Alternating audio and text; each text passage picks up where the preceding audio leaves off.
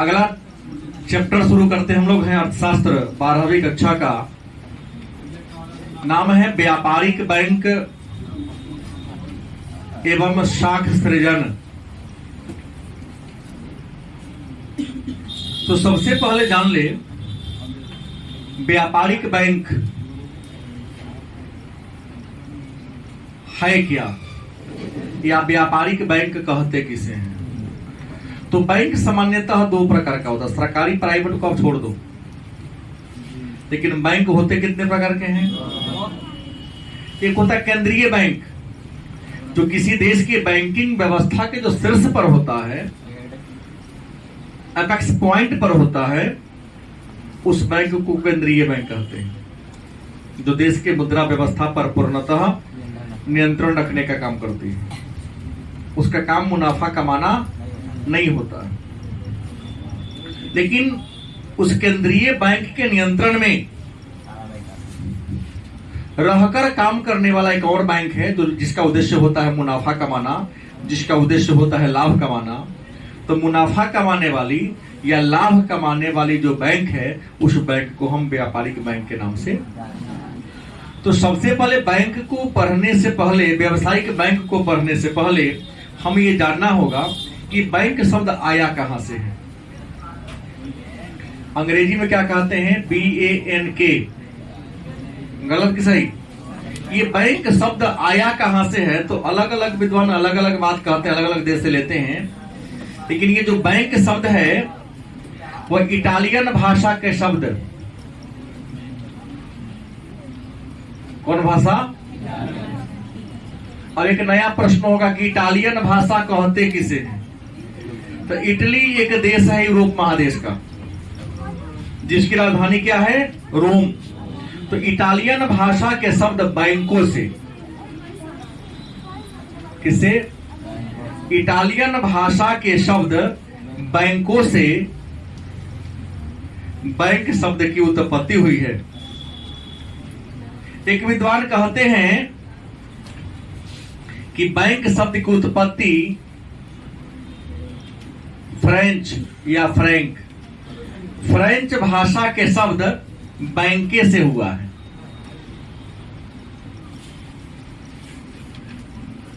किससे हुआ है, बैंक शब्द आया कहां से है, तो इटालियन भाषा के शब्द बैंको या फ्रांसीसी भाषा के शब्द बैंके से हुआ है। लेकिन चाहे वो फ्रांसीसी भाषा से हुआ हो या इटालियन भाषा से हुआ हो, ये बड़ा मुद्दा नहीं रखता है। बड़ी बात यह है कि बैंक कहते किसे हैं। तो बैंक उस स्थान को कहते हैं साधारण बोलचाल की भाषा में, जहां मुद्रा का विनिमय किया जाता है, मुद्रा का लेन देन किया जाता है। मतलब प्राचीन काल में जो सेठ साहूकार होते थे, बेंच पर बैठकर रुपया पैसा का लेन देन किया करते थे। पुराने फिल्म में देखने को मिलने, मुंशी जी होते थे, दीवान जी होते थे, चश्मा यहां तक लगाएंगे, मोटा मोटा डाही रखेंगे, ठाकुर जी का दीवान जी, पैसा हाँ छाता लेके तो चलेंगे ही, कितना लेन देन करना है पहले लिख लेंगे, तब जाके बाद में क्या करेंगे, उसको पैसा देंगे। ये जो बैंक शब्द है वह बेंच से निकला है। बहुत पहले गांव के सेठ साहूकार महाजन लोग बेंच पर बैठकर रुपया का लेन देन करते थे, उसी से बेंच से। मतलब बैंक शब्द कहां से निकला है, तो बेंच से निकला है। कहां से निकला है, बेंच से निकला है। लेकिन आपको बता दे कि सबसे पहले कौन सा बैंक संसार में खुला था। तो संसार में सबसे पहले जो बैंक खुला था वह था 1157 ईस्वी में। संसार का सबसे पहला बैंक कब खुला, 1157 ईस्वी में, बैंक ऑफ वीनस। क्या नाम था, बैंक ऑफ वीनस। कहां पड़ता है, इटली में पड़ता है। कहां पड़ता है, तो सबसे पहले बैंक किस देश में खुला था, तो इटली में खुला था। इटली के किस शहर में? तो वीनस शहर में खुला था। 1157 में खुला था। बैंक का नाम क्या था? बैंक ऑफ वीनस था। लेकिन आधुनिक बैंकिंग व्यवस्था की शुरुआत आधुनिक बैंकिंग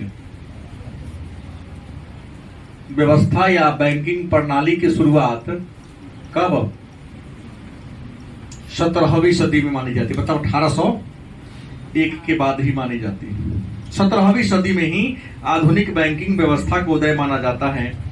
और 1609 ईस्वी में एक और बैंक खुला था। उस बैंक का नाम था बैंक ऑफ हॉलैंड। क्या नाम था? Bank of Holland. 1609 ईस्वी में एक बैंक की स्थापना हुई थी। इसके बाद 1619 में जर्मनी में एक बैंक खुला। उसके बाद 1694 ईस्वी में इंग्लैंड में बैंक ऑफ इंग्लैंड खुला था। और 1694 में जब बैंक ऑफ इंग्लैंड की स्थापना हुई, इसके बाद ही बैंकिंग व्यवस्था में बड़ा जोरदार तरीके से परिवर्तन आया। एक विद्वान है क्राउथर, नाम आपने सुना होगा। क्राउथर एक विद्वान है जो कहते हैं कि बैंक के पूर्वज कौन है, मैंने दादा पर दादा कौन है, बैंक के पूर्वज की बात करते हैं। तो बैंक के पूर्वज कौन है? आधुनिक बैंक के पूर्वज कौन है? तो आधुनिक बैंक के 3 गो पूर्वज हैं। कितने हैं? एक में हो जाएगा गांव के महाजन जो ब्याज पर पैसा लगाता है, दूसरा व्यापारी, और तीसरा सोनार। सोनार आपका गहना देकर लेकर लहना देता था, मैंने ब्याज पर पैसा। एक तो आपका गहना बन के रख लिया और उल्टा ब्याज पर दिया, समय पर नहीं चुकाए तो गहना चला गया लहना में, ब्याज में। तब तो सोना लोग धनिक होते जा रहा है। कितने के सोना चांदी के आभूषण इन लोगों के लॉकर में पड़ा हुआ, बाद में तोड़ तोड़ के गला के अपने हिसाब से बेच लिया। सुनने में आता है, मैं किसी को देखा नहीं हूं, लेकिन जो कहने वाला लोग से सुना हूं, गलत नहीं बोलेगा।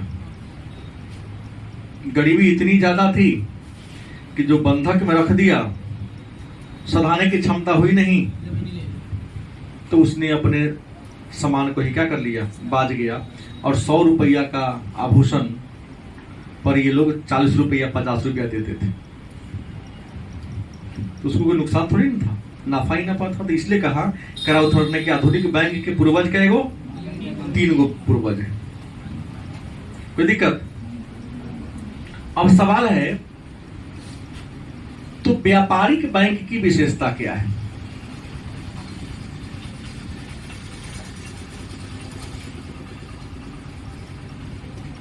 व्यापारिक बैंक की विशेषता क्या है? तो व्यापारिक बैंक की अनेक सारी विशेषता है। पहला क्या है? मुद्रा का लेन देन करना। मुद्रा का क्या करना? लेन देन करना। क्योंकि आरबीआई जो केंद्रीय बैंक होता है वो आपके साथ मुद्रा का लेन देन नहीं करती। भारत की आरबीआई में बहुत हाल के दिनों तक एक ही व्यक्ति का अकाउंट था, खाता था। उस व्यक्ति का नाम था राजा करण सिंह। क्या नाम था? जम्मू कश्मीर के राजा हरि सिंह का बेटा था। एक के मात्र व्यक्ति का अकाउंट था आरबीआई में, अन्य किसी का नहीं था। केंद्रीय बैंक तो सरकार का बैंक होता है ना, सरकार का बैंकर होता है। तो व्यवसायिक बैंक का काम क्या है? मुद्रा का लेन देन करना। दूसरा,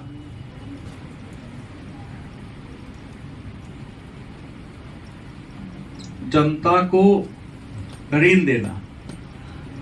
क्या? तथा जमा स्वीकार करना।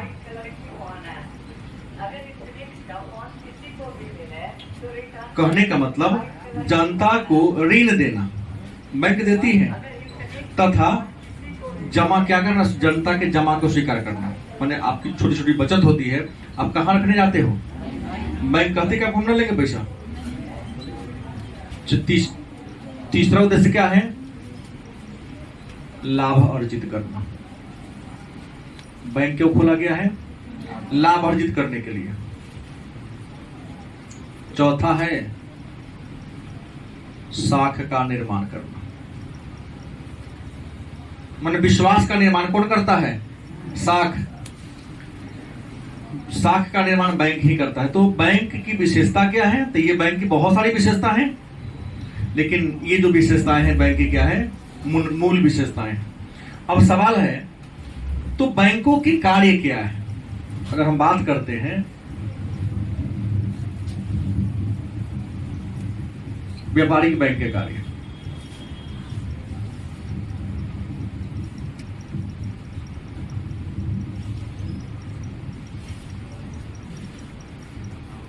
व्यापारिक बैंक के कार्य, तो व्यापारिक बैंक के अनेक सारे कार्य हैं। इनके कार्य को कितने भागों में बांटा गया है? तो व्यापारिक बैंक के कार्य को हम 3 भागों में बांटते हैं। कितने भाग में? पहला है मुख्य कार्य। क्या है? मुख्य कार्य। दूसरा क्या होगा? गौण कार्य। और तीसरा क्या होगा? सामाजिक कार्य। क्या है? तो व्यापारिक बैंक के काम को कितने भागों में बांटा गया है? व्यापारिक बैंक वह बैंक है जिसका उद्देश्य मुनाफा कमाना, लाभ कमाना, जनता को ऋण देना, जनता के जमा को स्वीकार करना, साख विस्तार करना। इस व्यापारिक बैंक के कितने काम हैं? 3 काम है। कितने काम है? 3 काम है। पहला क्या आया? मुख्य कार्य। कितना है?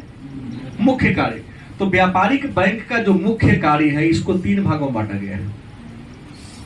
व्यापारिक बैंक के मुख्य कार्य को कितने भागों में बांटा गया है? तो मुख्य कार्य के भी 3 भाग हैं। पहला तो मुख्य कार्य है, लेकिन मुख्य कार्य के या मुख्य कार्य को प्राथमिक कार्य भी कह सकते हैं। मुख्य कार्य का अन्य नाम क्या होगा? प्राथमिक कार्य। तो प्राथमिक कार्य को कितने भागों में बांटा गया है? 3 भागों में। पहला है जमा स्वीकार करना। जमा स्वीकार करना। दूसरा क्या देना? ऋण देना। और तीसरा क्या है? साख का निर्माण करना। क्या करना?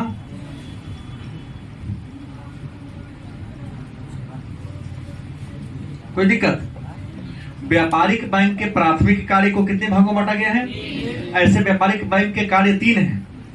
प्राथमिक कार्य, गौण कार्य को दूसरा कार्य भी कहते हैं, और सामाजिक कार्य, बैंक भी सामाजिक कार्य करती हैं। और प्राथमिक कार्य में क्या है? जमा स्वीकार करना। और आप जानते हैं ना कि बैंक 4 प्रकार के खाता में जमा स्वीकार करती है। माने बैंक में कितने प्रकार के खाता खोला जा सकता है? तो व्यापारिक बैंक अपने जनता के धनराशि को कितने प्रकार के खाता में जमा करती है? 4 में। तो पहला जो है उसका नाम है चालू जमा या चालू खाता। दूसरा क्या है? बचत खाता। तीसरा क्या है? सावधि जमा खाता। और तीसरा क्या होगा? आवर्ती जमा। सुने हैं कि नहीं सुने? मैक्सिमम चालू खाता हम लोगों का नहीं है, बड़े बड़े व्यापारियों का खाता है। चालू खाता की विशेषता है कि अब एक बार में जितना बार, एक दिन में जितना बार मन होगा अकाउंट में पैसा रखो, जितना बार मन होगा क्या करो। लेकिन चालू खाता में आपको ब्याज देना नहीं, ब्याज बैंक नहीं देगी, उल्टा आपसे बैंक कुछ लेगी, क्योंकि आपको उस पैसा का बैंक यूज नहीं करती। चालू खाता बड़े बड़े व्यापारियों का खाता है। इस खाता में आप एक दिन में जितना बार चाहे बैंक पैसा रख सकते हैं, जितना बार चाहे निकाल सकते हैं। लेकिन इस खाता में अगर आप पैसा रखते हैं तो आपको बैंक ब्याज नहीं देगी, उल्टे पैसा के रखने के बदले में आपसे सेवा शुल्क लेगी कि आपके पैसा को हम रखे, सुरक्षित रखे इतना देर, तो कुछ चार्ज दीजिए। नहीं, स्विच बैंक क्या है? सही है, सब यहाँ चलता है। जाके देखिए जो बैंक गेट से जमा करने आएगा सबको चालू खाता है। 10% लेता है। दूसरा क्या? बचत खाता। आम आदमी के खाता है। आम आदमी को जो महीना कमाता है उसमें खर्चा वर्चा काटने का जो रह जाता है बैंक में जाके रख दिया। लेकिन बचत खाता में आप दिन भर में महीना में 1 से 2 बार ही निकासी कर सकते हैं, नियम है, अधिक बार नहीं।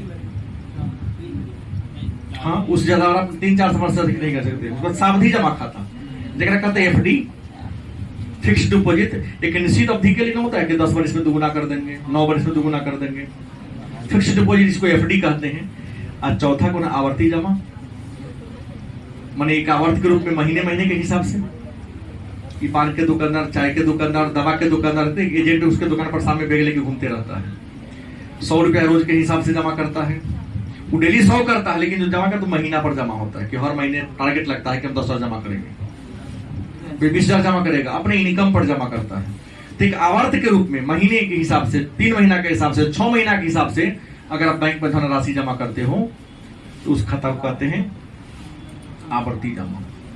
बैंक ऋण देने का भी काम करती है, और व्यापारिक बैंक जो ऋण देती है कई रूप में। व्यापारिक बैंक ऋण कई तरीका से देती है। नगद साख क्या है, आप जाएंगे तो या तो नगद कैसे आपको हाथ में दे देगी।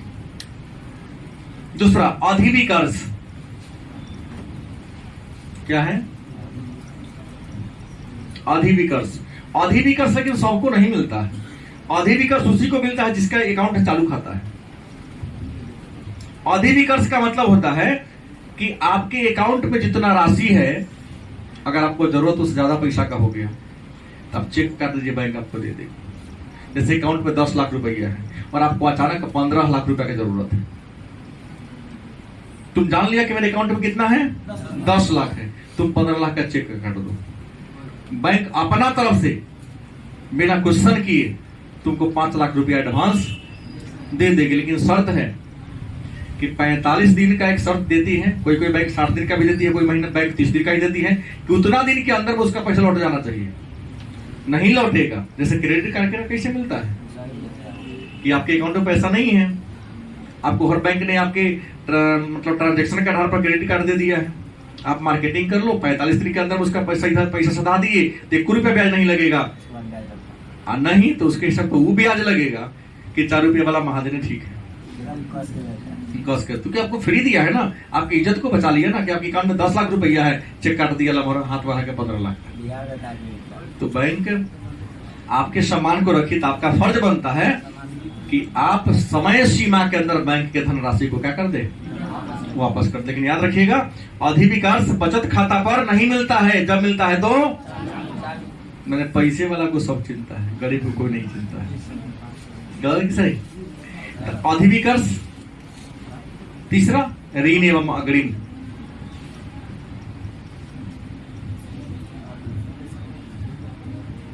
कोई व्यापार करने के लिए आप काम शुरू कर दिया तो ऋण के रूप में, तो अग्रिम रहेगा। अच्छा, पूरा दुकान पहले अलमीरा बनाने के लिए, फिर पेंट पॉलिश करने के लिए पैसा देगी, गलती की सही, धीरे धीरे करके आपको पैसा देगी। एक बार पूरा पैसा इतना तक काम बढ़ेगी, आप फिर और देगी। अगर दूसरा का लौट दिया है, तीसरा का लौट दिया है, जैसे इंदिरा आवास वाला 3 लौट में पैसा आता है ना, वैसे ही किस्त बाई किस्त आपको बैंक पैसा देती है। उसके बाद विनिमय पत्रों की कटौती,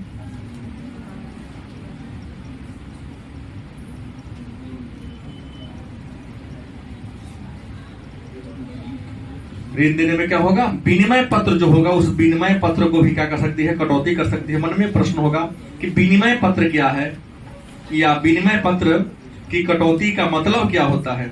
तो विनिमय पत्र की कटौती का मतलब होता है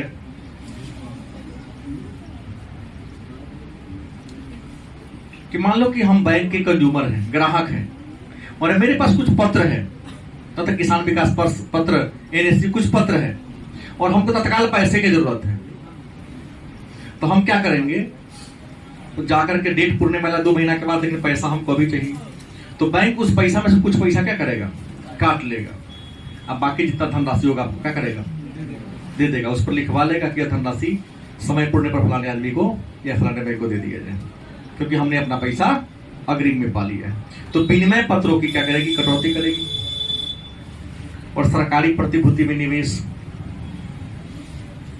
सरकारी प्रतिभूति में निवेश, अगर आप मान लिया कि शेयर बाजार में आपको रुपया फंसाना है, इन्वेस्ट करना है, तो आप बैंक को आदेश दे दो कि हमको फलाने कंपनी का शेयर खरीदना है, तो बैंक आपके लिखित आदेश के आधार पर आपके लिए जिस कंपनी का शेयर खरीदेगी और क्या करेगी, बेचेगी। ये बैंक का काम है। साख निर्माण करना माने भरोसा का निर्माण करना कि जिस इंसान को आप कर्ज दे रहे हैं वो इंसान उस लायक है या नहीं है। अच्छा, अब वो कौन हो गया? गौण कार्य। कौन कार्य है? गौण कार्य का मतलब क्या होगा? वह काम जिसको हम देख नहीं सकते, वह कार्य जिसको देखा काम है लेकिन हम देख नहीं पा रहे हैं। तो व्यापारिक बैंक के गौण कार्य को 3 भागों में बांटा गया है। ये जो गौण कार्य है, इस गौण कार्य को भी 3 भागों में बांटा गया है। और ये गौण कार्य में कौन कौन आता है? तो गौण कार्य में पहला आता है एजेंट के रूप में। किसके रूप में? एजेंट के रूप में काम करता है। दूसरा सामान्य उपयोगिता संबंधी कार्य, और तीसरा जो कार्य करता है सामाजिक कार्य।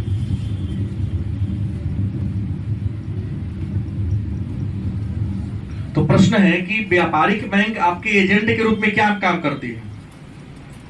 तो एजेंट के रूप में कई काम करती है, जिसमें हम आपको बता दूं कि एजेंट के रूप में कौन कौन काम कर रही है।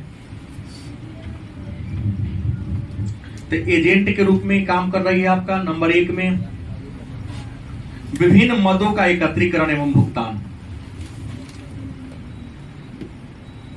विभिन्न मदों का एकत्रीकरण एवं भुगतान। विभिन्न मद का मतलब समझे, जैसे आप बैंक के कंज्यूमर है, ग्राहक है। मान लिया कि आपको किसी अन्य बैंक का क्या मिला? चेक मिल गया, किसी ने दिया। अब बैंक काफी दूर है या आपके पास टाइम नहीं है कि आप बैंक से जाके पैसा को, चेक को भुना सके। तो देखना कि हर बैंक में एक पेटी रखा है जिसमें लिखा था चेक जमा। तो चेक के पीछे अपना नाम लिख दो, चेक पर सिग्नेचर कर दो, और चेक के पीछे अपना अकाउंट नंबर लिख दो, एक फॉर्म भर दो, लिख दो इस चेक की राशि को फलाने खाता में ट्रांसफर कर दिया जाए। आप पेटी में क्या कर दो, वह बैंक क्या करेगी? उस चेक अपन आदमी के हाथ उस चेक को दूसरे बैंक में भेजेगी, जिस बैंक का वह चेक है। क्लियरेंस करा के सारा पैसों को आपके अकाउंट में क्या कर देगी? ट्रांसफर करवा देगी। लेकिन इसके बदले बैंक आपसे कुछ पैसा, आप दिन भर का काम करते तो आपसे 200-400 रुपया लगता, जरूर मजदूरी करता आपका। इसके बदले बैंक आपसे जो उचित राशि है 10 रुपया, 20 रुपया, 50 रुपया जो बनता है आपसे बैंक लेगी। दूसरा काम क्या है? प्रतिभूति का खरीद बिक्री। तो पहले ही बोल दिया हूं, प्रतिभूति माने शेयर, प्रतिभूति का क्रय विक्रय माने किसी कंपनी का शेयर आपको क्रय विक्रय करना था, डायरेक्ट नहीं, बैंक के माध्यम से क्रय विक्रय करेंगे। खरीदबो करेंगे तो बैंक के माध्यम से, उसको डीमेट अकाउंट कहते हैं। आप बेचबो करेंगे तो बैंक के माध्यम से कर सकते हैं। उसके बाद धन का संप्रेषण। धन का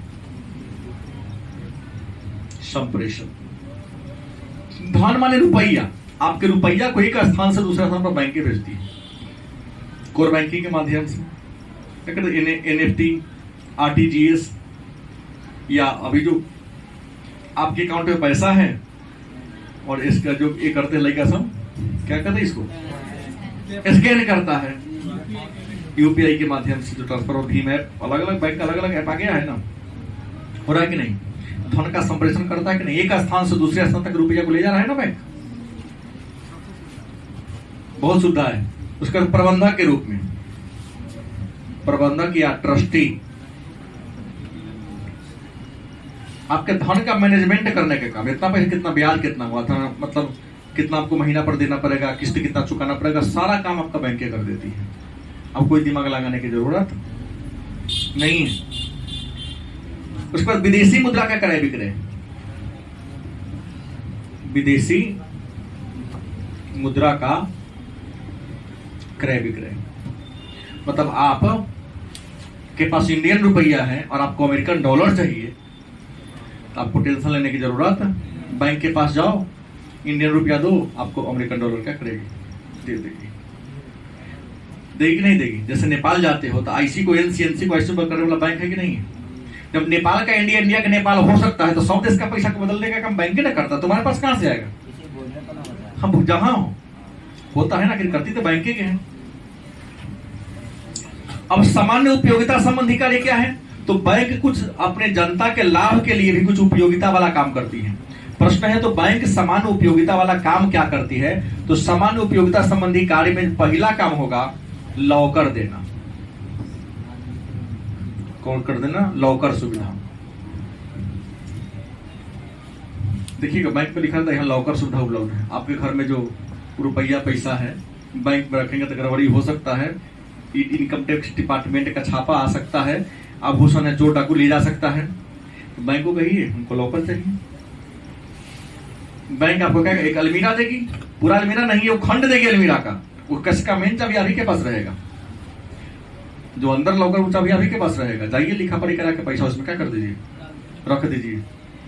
हाँ, उसके बदले में बैंक आपसे वार्षिक कुछ चार्ज लेती है, 1500 का सालाना या 2000 का सालाना आपको अलमारी का चार्ज लेती है। अगर वहां से चोरी हो जाता है, गायब हो जाता है, बैंक में आग लग जाती है, तो पूरा देने की जिम्मा किसकी होगी? जिसका लिखा पढ़ी होगा वो बैंक देगा। देखिए ब्लैक मनी रखेगा उस पर गया आपका। लॉकर सुविधा कौन देती है? यात्री चेक। हालांकि जमाना गया, अब तो एटीएम कार्ड आ गया। तब पहले के समय में जब एटीएम कार्ड नहीं था तो लोग भ्रमण करने गया, तो भ्रमण करने जाएगा तो पैसा लेके जाएगा तो छोट रास्ते में छीन लेगा, तो बैंक 10 रुपया 20 रुपया का कागज का टुकड़ा दे देती थी। अब जहां जाइए ऊपर लिखल स्टेट बैंक, सेंट्रल बैंक, सब्जी खरीद लिया 10 रुपये वाला कागज दे दिया। दुकानदार का हिम्मत नहीं कर देने के न लेंगे। चेक है वो यात्री चेक है, वो कागज दे दो। अगर 20 रुपया का चेक दिया तुमने, अगर 15 रुपया का सब्जी हुआ तब कागज दो, दुकानदार आपको 5 रुपये लौटा देगा। वो दुकानदार क्या करेगा? अगल बगल में जो भी बैंक वहां जाएगा वो देगा, बैंक वाला उसको पैसा दे देगा। पूछता है यात्री चेक है। यात्री चेक वैध मुद्रा के रूप में आता है, कोई उसको इग्नोर नहीं कर सकता है। चेक और यात्री चेक में डिफरेंस होता है। इसके अलावा एटीएम, क्रेडिट कार्ड, क्या जी, ये सामान्य उपयोगिता संबंधी कार्य है। किसका? बैंक का। अब बैंक कुछ सामाजिक कार्य भी करती है। कहोगे सर बैंक सामाजिक कार्य क्या करती है? तो बैंक सामाजिक कार्य में आपको बता दें, कहीं